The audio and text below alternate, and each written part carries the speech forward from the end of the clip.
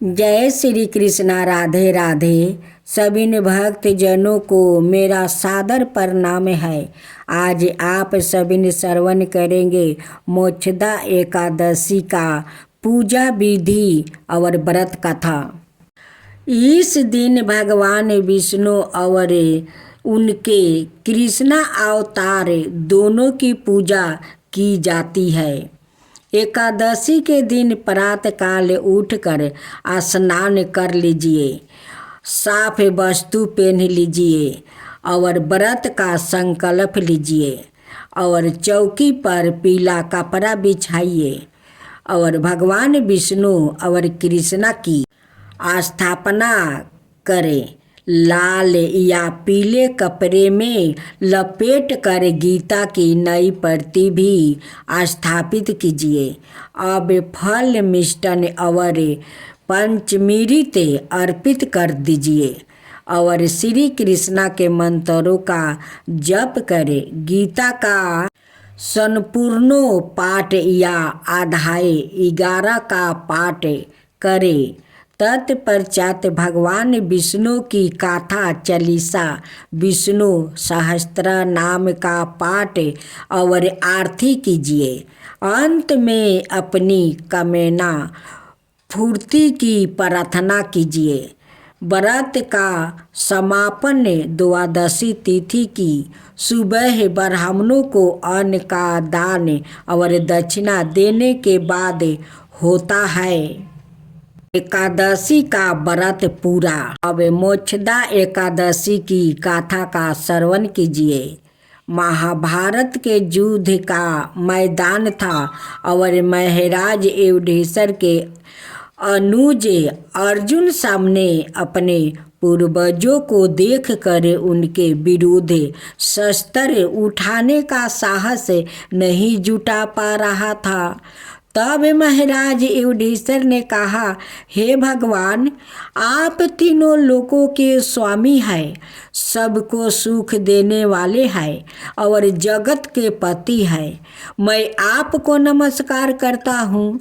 हे देव, आप सबके हितैषी हैं, अतः मेरे संदेहों को दूर करें। मुझे बताइए कि मार्गशीर्ष एकादशी का क्या नाम है? इस दिन कौन से देवता का पूजा किया जाता है और उसकी क्या विधि है? कृपया मुझे बताइए प्रभु। भक्त वत्सल भगवान श्री कृष्णा कहने लगे कि धर्मराज, तुमने 12 ही उत्तम प्रश्न किया है। इसके सुनने से तुम्हारा यश संसार में फैलेगा। मार्गशीर्ष शुक्ला एकादशी के अनेक पापों को नष्ट करने वाली है। इसका नाम मोक्षदा एकादशी है। इस दिन दामोदर भगवान की धूप दीप नैवेद्य आदि से भक्ति पूर्वक पूजा करनी चाहिए। अब इस विषय में मैं एक पुराणों की कथा कहता हूँ। गौकुल नाम के नगर में बैखासन नाम का राजा राज करता था। उसके राज्य में चारों वेदों के गाता ब्राह्मण रहते थे। वह राजा अपनी प्रजा का पुत्रवत पालन करता था।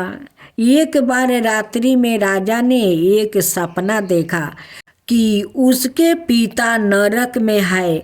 उसे बड़ा आश्चर्य हुआ। परात वह विद्वान ब्राह्मणों के पास चला गया और अपना सपना का बात सुनाया। कहा, मैंने अपने पिता को नरक में कष्ट उठाते देखा है। उन्होंने मुझसे कहा कि हे पुत्रा, मैं नरक में पड़ा हूँ, यहाँ से तुम मुझे जल्द से जल्द मुक्ति कराओ। जब से मैंने यह वचन सुना है तब से मैं बहुत बेचैन हूँ। चिंता में पड़ी अशांति हो रही है। मुझे इस राज्य धन पुत्र स्त्री हाथी घोड़ा आदि में कुछ भी सुख प्रतीत नहीं होता। क्या करूं भगवान? राजा ने कहा, हे ब्राह्मण देवताओं, इस दुख के कारण मेरा सारा शरीर जल रहा है। अब आप कृपा करके कोई तप दान व्रत आदि ऐसा उपाय बताइए जिससे मेरे पिता को मुक्ति मिल जाए। उस पुत्र का जीवन व्यर्थ है जो अपने माता पिता का उद्धार ना कर सके। एक उत्तम पुत्र जो अपने माता पिता और पूर्वजों का उद्धार करता है वह हजारों मूर्ख पुत्र से अच्छा है।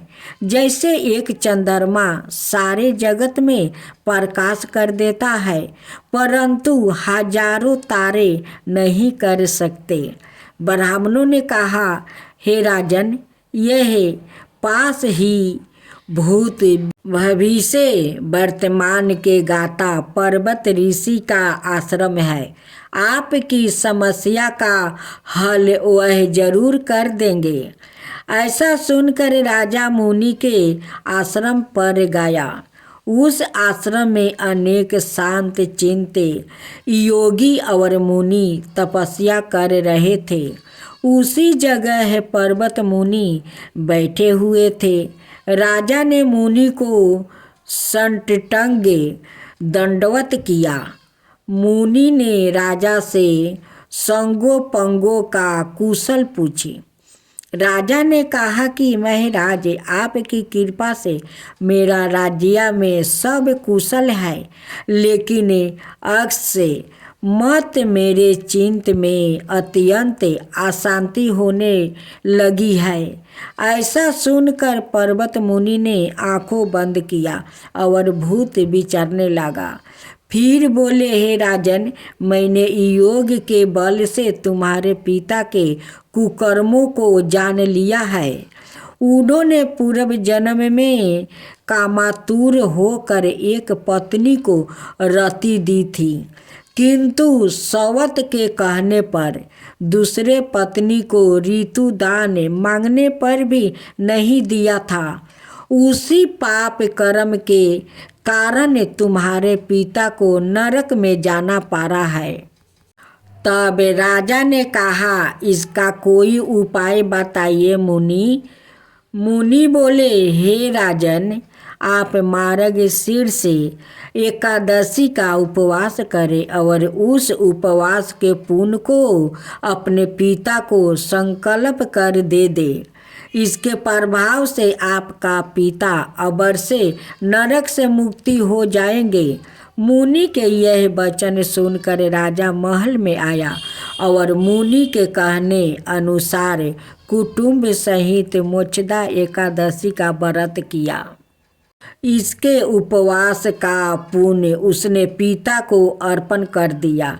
इसके प्रभाव से उसके पिता को मुक्ति मिल गई और स्वर्ग में जाते हुए वो पुत्रा से कहने लगा, हे पुत्रा, तेरा कल्याण हो, तू अमर हो। यह कहकर स्वर्ग चले गए। मार्गशीर्ष मास की शुक्ला पक्ष की मोक्षदा एकादशी का जो व्रत करते हैं उसके समस्त पाप नष्ट हो जाते हैं। इस व्रत से बढ़कर मोक्ष देने वाला और कोई व्रत नहीं है। इस गाथा को पढ़ने या सुनने से व्यापय जग का फल मिलता है। यह व्रत मोक्ष देने वाला है और चिंतामणि के समान सब कामना पूर्ण करने वाला है। गाथा लक्ष्मी जी की। एक बार महालक्ष्मी का त्योहार आया। हसीनापुर में गांधारी ने नगर की सभी स्त्रियों का पूजा का निमंत्रित दिया, परंतु कुंती से नहीं कहा। गांधारी के 100 पुत्र ने बहुत सी मिट्टी लाकर एक हाथी बनाया और खूब सजाकर महल बीच स्थापित किया। सभी स्त्री पूजा के थाल लेकर गांधारी के महल में जाने लगी। इस पर कुंती बड़ी उदास हो गई। जब पांडवों ने कारण पूछा तो उन्होंने बताया कि मैं किसकी पूजा करूं? अर्जुन ने कहा, माँ तुम पूजा की तैयारी करो, मैं तुम्हारे लिए जीवित हाथी लाता हूँ। इस पर माता कुंती ने नगर में ढिढोरा पिटवा दिया और पूजा की विशाल तैयारी होने लगी। उधर अर्जुन ने बाण के द्वारा सरग से ऐरावत हाथी को बुला लिया। उधर सारे नगर में शोर मच गई कि कुंती के महल में सरग से इंद्र का ऐरावत हाथी पृथ्वी पर उतर कर पूजा जाएगा। समाचार को सुनकर नगर के सभी नर नारी, बालक और वृद्धों की भीड़ इकट्ठा होने लगी। उधर गांधारी के महल में हलचल मच गई। वहाँ इकट्ठा हुई सभी महिलाएं अपनी अपनी थालियों लेकर कुंती के महल की ओर जाने लगी। देखते ही देखते कुंती का सारा महल ठासाठास भर गया। माता कुंती ने ऐरावत को खड़ा करने हेतु अनेक रंगों के चौका पुरवा कर नवीन रेशमी वस्तु बिछा दिया। नगरवासी स्वागत की तैयारी में फूल माला, अबीर, गुलाल, केसर हाथों में लिए पंचित बद्ध खड़े थे।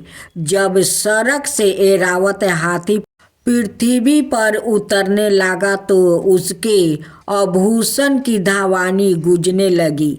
ऐरावत के दर्शन होते ही जय जयकारा के नारा लगने लगा।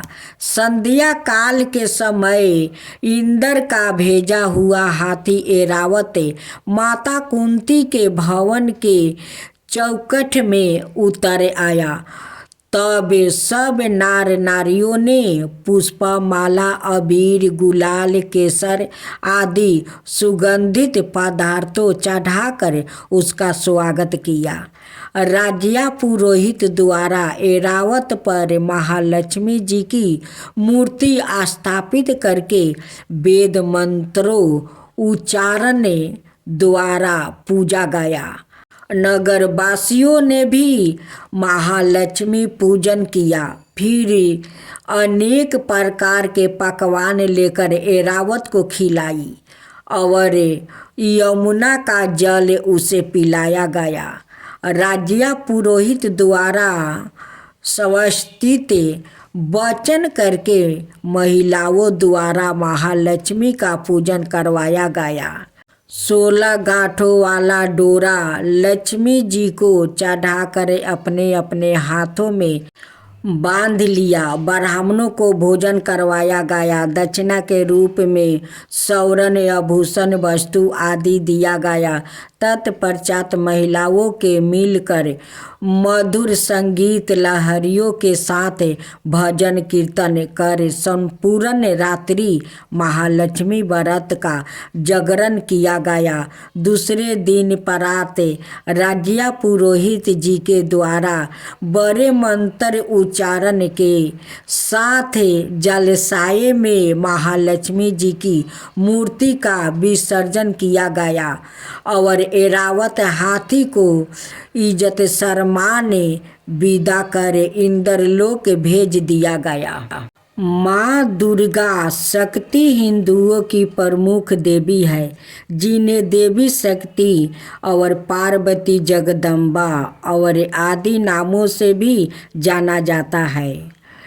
संप्रदाय की वह मुखिया देवी है जिनकी तुलना परम ब्रह्म से की जाती है।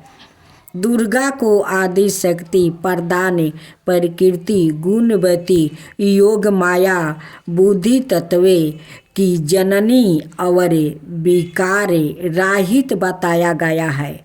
वह अंधकार और अज्ञानता रूपी राक्षसों से रक्षा करने वाली और कल्याणकारी है। इनके बारे में मनाता है कि वो शांति, समृद्धि और धर्म पर आघात करने वाली राक्षसी शक्तियों का विनाश करती है। दुर्गा का निरूपण सिंह पर सवार एक देवी के रूप में की जाती है। दुर्गा देवी 8 भुजाओं से युक्त है, जिन्हें सभी में कोई ना कोई अस्त्र शस्त्र होते हैं। उन्होंने महिषासुर नाम का असुर का वध किया। महिषासुर महिषे असुर भैंसे जैसा असुर करती है।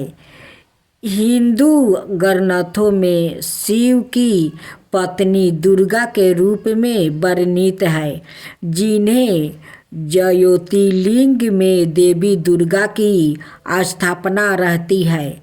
इनको सिद्ध पीठ कहते हैं। वहाँ किए गए सभी संकल्प पूर्ण होते हैं। माता का दुर्गा देवी नाम दुर्गम नाम के महान दैत्य का वध करने के कारण पारा माता ने तथास्थी स्वरूप धारण किए और उसके बाद शंख भारी देवी के नाम से विख्यात हुई। शंख भारी देवी ने ही दुर्गा महासुर का वध किया, जिसके कारण वो समस्त ब्रह्मांड में दुर्गा देवी के नाम से भी विख्यात हो गई। माता के देश में अनेकों मंदिर हैं। कहीं पर महिषासुर मर्दिनी शक्तिपीठ तो कहीं पर कामाख्या देवी। यही देवी कलकत्ता में महाकाली के नाम से विख्यात और सहारनपुर के प्राचीन शक्तिपीठ में शाकंभरी देवी के रूप में यही पूजी जाती है। देवी दुर्गा के सवाए कई रूप हैं। सावित्री, लक्ष्मी और पार्वती से अलग मुख्य रूप उनका गौरी है, अर्थात शांतमय, सुंदर और गौरा रूप। उनका सबसे भयानक रूप काली है, अर्थात काला रूप। विभिन्न रूपों में दुर्गा भारत और नेपाल के कई मंदिरों और तीर्थ स्थानों में पूजी जाती है। भगवती दुर्गा की सवारी शेर है। अब सुने तुलसी माता की कथा। एक अति सुंदर अप्सरा थी, उसका नाम तुलसी था। उसका उत्तम पति की इच्छा थी। इसके लिए वह सदाए उपवास, जप, व्रत, तीर्थ यात्रा आदि करती रहती थी।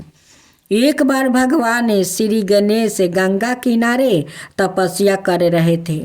उसी समय उस अप्सरा ने ध्यान मगन श्री गणेश जी को देखी।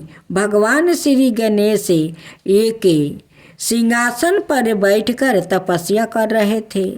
उनके पूरे शरीर पर चंदन लगा था। उन्होंने जेवर पहने थे और फूलों की माला पहने हुए थे। भगवान गणेश बहुत ही सुंदर दिखाई दे रहे थे। भगवान श्री गणेश जी को देखकर वह अप्सरा आकर्षित हो गई। उन्हें ध्यान से जगाने के लिए उसने पुकारा, हे एक दंत गणेश, हे लंबोदर, हे बक्रम ठुंडे। श्री गणपति का ध्यान भंग हुआ। श्री गणेश जी ने आंखें खोली तो सामने तुलसी अप्सरा को दिखाई दी। उन्होंने उनसे पूछा, हे माता, आप मेरा ध्यान क्यों भंग कर रही है? उसने उत्तर दिया, मैं आपसे विवाह करना चाहती हूँ, आप बहुत सुंदर है। श्री गणपति ने कहा, मैं कभी विवाह नहीं करूँगा, मोह बस में नहीं पड़ूंगा। इस पर उस अप्सरा ने क्रोध में आकर कहा, मैं आपको श्राप देती हूँ। आपकी इच्छा ना होने पर भी आपको विवाह करना पड़ेगा। इससे भगवान श्री गणेश जी क्रोधित हो गए और उन्होंने भी देवी तुलसी को श्राप दे दिया कि उनका विवाह असुर के साथ होगी। आप पृथ्वी पर वृक्ष बन जाएगी। यह सुनकर अप्सरा अत्यंत दुखी हो गई और उन्हें अपनी गलती का पश्चाताप हुआ। उन्होंने भगवान गणेश से क्षमा मांगी। देवता तो क्षमाशाली होते हैं, इसलिए भगवान श्री गणेश ने उस अप्सरा की क्षमा को स्वीकार कर लिया और कहा कि अब श्राप तो वापस नहीं लिया जा सकता है, लेकिन तुम वृक्ष रूप में भगवान विष्णु और श्री कृष्णा जी की प्रिया बनोगी। भविष्य में तुम्हें पवित्र पौधे के रूप में पूजा जाएगा, परंतु तुम्हें मेरी पूजा में कभी भी स्थान नहीं दिया जाएगा, नहीं मुझे और नहीं महादेव को दिया जाएगा। आप सभी भगवान के पास जाएगी, लेकिन मुझे और महादेव के पास कभी नहीं जाएगी। अब गणपति का मारक रूप कथा। सिंदूरासुर नाम का एक बलवान राक्षस था। उसके पास बहुत बड़ी सेना थी, कोई भी उसे पराजित नहीं कर सकता था। वह देवताओं को कष्ट देता था। वह ऋषि मुनियों के जग तप में निरंतर विघ्न बाधा डालता रहता था। उसने त्रस्त होकर देवता और ऋषि मुनियों ने उसका वध करने का निर्णय लिया, परंतु ऐसे शक्तिशाली असुर को मारेगा कौन? यह प्रश्न सबके सामने उत्पत्ति हुआ। तब पराशर ऋषि गणपति के पास गया। उन्होंने गणपति से सिंदूरासुर का वध करने की विनती की। गणपति मूषक पर सवार हुए और अपनी सेना लेकर युद्ध के लिए निकल पड़े। सिंदूरासुर के पहरादारों ने दूर से देखा कि गणपति जी आ रहे हैं। उन्होंने यह सिंदूरासुर को बता दिया। सिंदूरासुर को उसके साथ कोई युद्ध करने आ रहा है। यह सुनकर बड़ा आश्चर्य हुआ। गणपति जैसे छोटा सा बालक मुझसे युद्ध करेगा, यह सोचकर उसे हंसी आ गया। इतने में गणपति उसके सामने आकर खड़े हो गए। उन्होंने सिंदूरासुर को युद्ध के लिए ललकारा। सिंदूरासुर गणपति को पकड़कर मसलने वाला ही था कि इतने में गणपति ने अपना चमत्कार दिखा दिया। उनका रूप राक्षस से 2 गुना 3 गुना हो गया। गणपति ने उसे उठाया और मारना आरंभ कर दिया। राक्षस रक्त जीत हो गया। यह देखते ही सिंदूरासुर की सेना वहां से भाग गया। सिंदूरासुर के ललकार रक्त से गणपति की देह भीग गई। वह लाल सिंदूर देख रहा था। अंत में सिंदूरासुर मृत्यु को प्राप्ति हुआ और गणपति का क्रोध शांत हो गया। शक्तिशाली सिंदूरासुर पर बाल गणपति ने विजय प्राप्ति की। यह देखकर सभी देवताओं ने गणपति की जयकारा करने लगी।